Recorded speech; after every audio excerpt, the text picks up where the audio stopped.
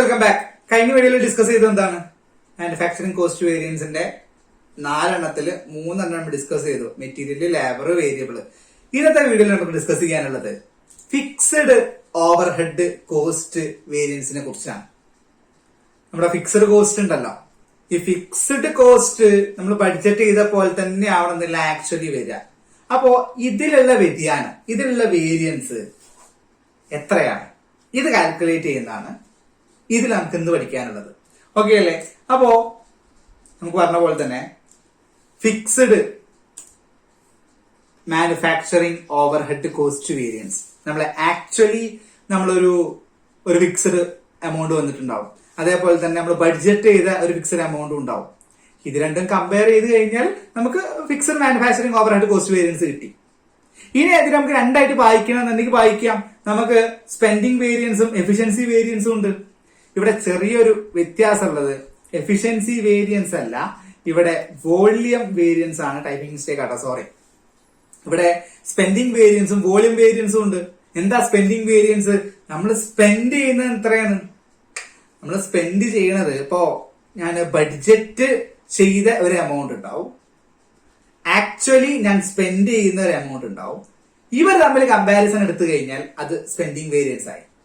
ഇനി volume variance, വോള്യത്തിലുള്ള വ്യത്യാസം. ഉദാഹരണം,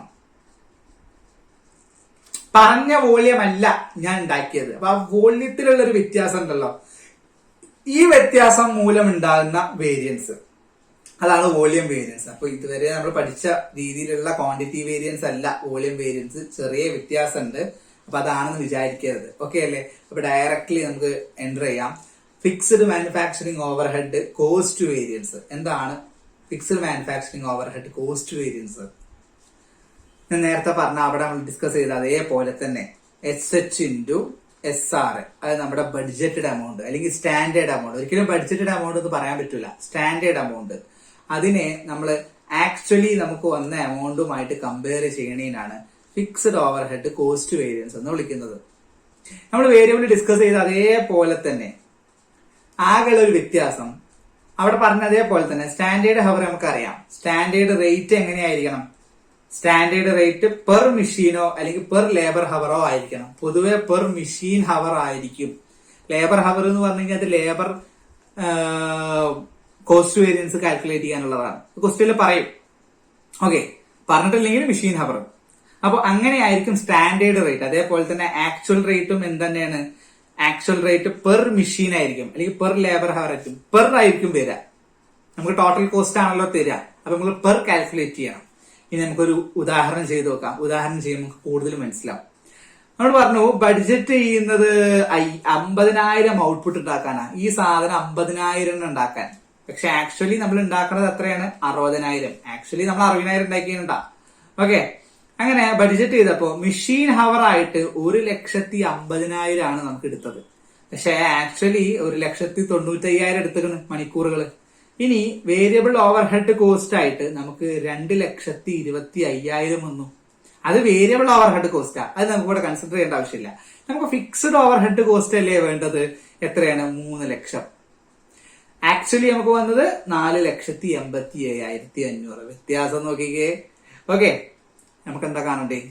ഫിക്സഡ് ഓവർഹെഡ് കോസ്റ്റ് വേരിയൻസ്. എന്താ equation? Standard hour into standard rate minus actual hour into actual rate. Directly apply ചെയ്താൽ ഉത്തരം കിട്ടും. സ്റ്റാൻഡേർഡ് ഹവർ എന്താ? സ്റ്റാൻഡേർഡ് എത്ര മണിക്കൂർ എടുത്ത് നമുക്കിവിടെ മെഷീൻ ഹവർ 1.5 ലക്ഷം മണിക്കൂർ എടുത്ത് എത്ര പ്രൊഡക്റ്റിന് വേണ്ടിയിട്ട്? 50,000 പ്രൊഡക്റ്റിന്. അപ്പൊ ഒരു പ്രൊഡക്റ്റിന് എത്രയാണ്? അതെങ്ങനെ കണ്ടുപിടിക്കുക? 1.5 ലക്ഷം ബൈ 50,000 3 കിട്ടും. അപ്പൊ ഒരു പ്രൊഡക്റ്റിന് 3 മണിക്കൂറാണ് എടുത്തത്. അങ്ങനത്തെ എത്ര പ്രൊഡക്റ്റ് ഉണ്ടാക്കിയിട്ടുണ്ട്? നമ്മള് 60,000 പ്രൊഡക്റ്റ് ഉണ്ടാക്കി. ഇതാണ് സ്റ്റാൻഡേർഡ് ഹവർ അല്ലെ? നമുക്കറിയാലോ, ഇത്രയും നേരം നമ്മൾ കാൽക്കുലേറ്റ് ചെയ്യണല്ലേ. സ്റ്റാൻഡേർഡ് റേറ്റ് എന്തായിരിക്കും?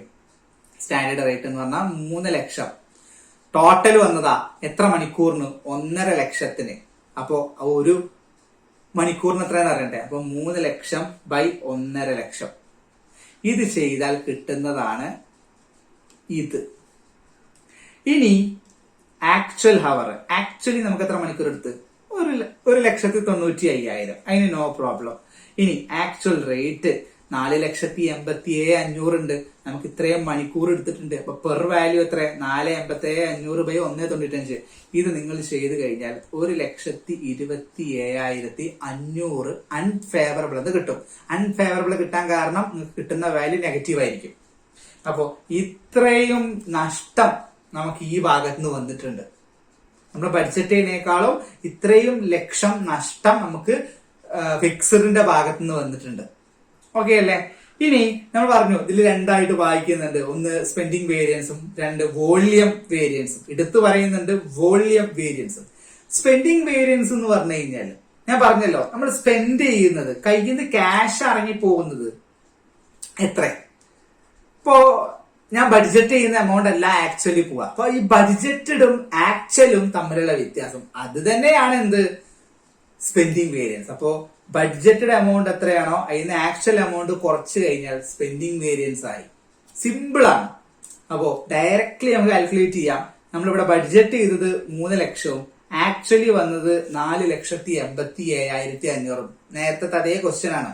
അപ്പൊ ഇതങ്ങനെ മൈനസ് ചെയ്താൽ 1,87,500 അൺഫേവറബിൾ. അൺഫേവറബിൾ കാരണം നിങ്ങൾക്ക് നെഗറ്റീവ് ആണ്. ഇനി നെഗറ്റീവ് നോക്കണ്ട. 3 ലക്ഷം പറഞ്ഞു കൊടുത്ത് 4 ലക്ഷമാണ് നിങ്ങൾ ചെലവാക്കിയത് അല്ലേ? അപ്പൊ 1,87,500 നിങ്ങൾക്ക് നഷ്ടമല്ലേ? അൺഫേവറബിൾ. ഇതാണ് സ്പെൻഡിങ് വേരിയൻസ്. സിമ്പിളാ. വോളിയം വേരിയൻസ് എന്താ? വോളിയം വേരിയൻസ് എന്ന് പറയുന്നത് നിങ്ങൾ ബഡ്ജറ്റ് ചെയ്ത ഒരു എമൗണ്ട് ഉണ്ടല്ലോ. നിങ്ങൾ ബഡ്ജറ്റ് ചെയ്ത് വെച്ച ഒരു എമൗണ്ട് ഉണ്ട്. നിങ്ങൾ ബഡ്ജറ്റ് ചെയ്ത് വെച്ച എമൗണ്ട് നിങ്ങൾ എത്ര പ്രൊഡക്ട്സിന് വേണ്ടിയിട്ടാ? 50,000 പ്രൊഡക്ട്സിന് വേണ്ടിയിട്ടാണല്ലോ. 60,000 പ്രൊഡക്ട്സിന് വേണ്ടിയിട്ടാണോ? അല്ല. അപ്പോ അത് 60,000 പ്രൊഡക്ട്സിന് വേണ്ടിയിട്ട് നിങ്ങൾ കാൽക്കുലേറ്റ് ചെയ്യും. കാൽക്കുലേറ്റ് ചെയ്യാൻ പറ്റില്ലേ? എന്ത് ചെയ്താൽ മതി? ഡിവൈഡ് ചെയ്തിട്ട് മൾട്ടിപ്ലൈ ചെയ്താൽ മതി. നമ്മൾ സ്റ്റാൻഡേർഡ് ഹവർ ഒക്കെ കാണുന്ന പോലെ അങ്ങനെ നിങ്ങൾ കാൽക്കുലേറ്റ് ചെയ്ത് കഴിഞ്ഞാൽ അതും ഈ ബഡ്ജറ്റഡും തമ്മിലുള്ള വ്യത്യാസം അതാണ് വോളിയം വേരിയൻസ്. വോള്യത്തിലുള്ള വേരിയൻസ്.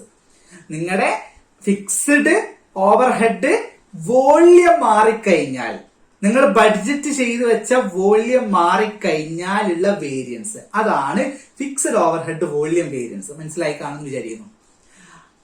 അതാണ് SH standard hour into SR standard rate into budgeted into അല്ല മൈനസ് ബഡ്ജറ്റഡ്. അപ്പോ ഉദാഹരണം വെച്ച് നോക്കാം. സ്റ്റാൻഡേർഡ് ഹവർ എത്രയാണ് നിങ്ങൾ എടുക്കുന്നത്? 1,50,000 ആണ്. 1,50,000 നിങ്ങൾ 50,000 ഔട്ട്പുട്ട് ഉണ്ടാക്കാൻ എടുക്കുന്നുണ്ട്. അപ്പൊ ഒരു ഔട്ട്പുട്ടിന് അതാണ് 1,50,000/50,000 3 മണിക്കൂറാണ് ഒരു ഔട്ട്പുട്ടിന് എടുക്കുന്നത്. അങ്ങനത്തെ എത്ര ഔട്ട്പുട്ട് ഉണ്ടാക്കുന്നുണ്ട്? 60,000 ഉണ്ടാക്കുന്നുണ്ട്. ഇത് ചെയ്ത് കഴിഞ്ഞാൽ നിങ്ങൾക്ക് സ്റ്റാൻഡേർഡ് ഹവർ കിട്ടൂലേ? ഇനി സ്റ്റാൻഡേർഡ് റേറ്റ് അതാണ് നിങ്ങളുടെ 3 ലക്ഷം. അത് സ്റ്റാൻഡേർഡ് റേറ്റ് ആണോ? അല്ല. ഈ 3 ലക്ഷം എന്ന് പറഞ്ഞ ടോട്ടലാ.